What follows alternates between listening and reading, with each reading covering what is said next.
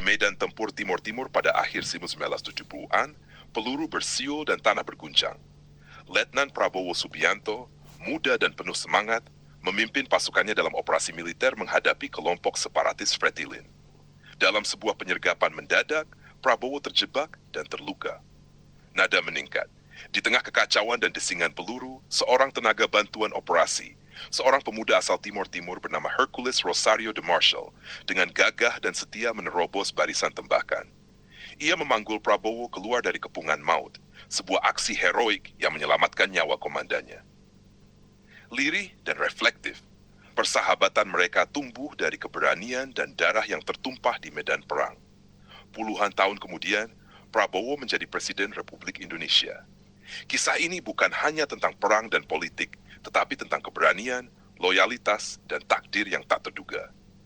Bahwa pemimpin besar bisa lahir dari luka medan perang dan tangan sahabat yang tak pernah mundur. Ketika Prabowo menjabat sebagai Komandan Jenderal Kopassus, nama Hercules tetap dihormati, terutama oleh mereka yang tahu kisah masa lalu itu. Kini, ketika Prabowo menjadi presiden, sosok Hercules semakin diperhitungkan dan dikenang. Transisi ke narasi bio, nada lebih informatif namun tetap hangat. Hercules Rosario de Marshall memulai keterlibatannya dengan TNI AD sebagai TBO, Tenaga Bantuan Operasi, dalam Operasi Seroja di Timur Timur. Ia membantu pasukan elit seperti Kopassus dalam berbagai tugas lapangan. Sebuah kecelakaan helikopter dalam salah satu operasi membuatnya kehilangan tangan kanan. Ia dirawat di SPAD Gatot Subroto, Jakarta, berkat bantuan dan kedekatan dengan Prabowo. Setelah sembuh, Hercules memilih menetap di Jakarta. Akhir 1980-an, ia mulai membangun jaringan di kawasan Tanah Abang. Pada era 90-an, ia menjadi figur sentral di dunia preman Jakarta. Namun kehidupannya tak berhenti di sana. Tahun 1990, Hercules memutuskan menjadi mualaf. Ia aktif dalam kegiatan keagamaan, mendirikan pondok pesantren Za'adul Ma'ad di Indramayu. Ia juga menjadi pembina di berbagai pesantren di Banten dan Jawa.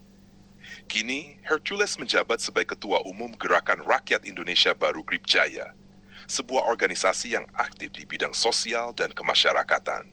Penutup, nada kembali reflektif dan bermakna. Dari hutan Timur Timur ke kerasnya Jakarta hingga ke lingkaran kekuasaan dan keagamaan, menunjukkan kekuatan perubahan, loyalitas, dan tekad untuk memberi dampak bagi sesama. Kisah penyelamatan Prabowo oleh Hercules sering disebut dalam berbagai wawancara dan biografi tak resmi.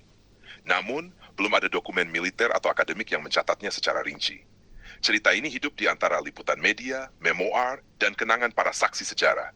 Dan kadang, yang tak tertulis di arsip justru hidup paling kuat di hati bangsa. Di medan tempur Timur Timur pada akhir 1970-an, peluru bersiul dan tanah berguncang. Letnan Prabowo Subianto, muda dan penuh semangat, memimpin pasukannya dalam operasi militer menghadapi kelompok separatis Fretilin. Dalam sebuah penyergapan mendadak, Prabowo terjebak dan terluka. Nada meningkat. Di tengah kekacauan dan desingan peluru, seorang tenaga bantuan operasi, seorang pemuda asal Timur Timur bernama Hercules Rosario de Marshall, dengan gagah dan setia menerobos barisan tembakan. Ia memanggul Prabowo keluar dari kepungan maut, sebuah aksi heroik yang menyelamatkan nyawa komandannya. Lirih dan reflektif, persahabatan mereka tumbuh dari keberanian dan darah yang tertumpah di medan perang. Puluhan tahun kemudian, Prabowo menjadi Presiden Republik Indonesia.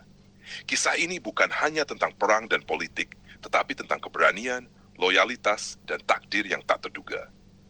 Bahwa pemimpin besar bisa lahir dari luka medan perang dan tangan sahabat yang tak pernah mundur.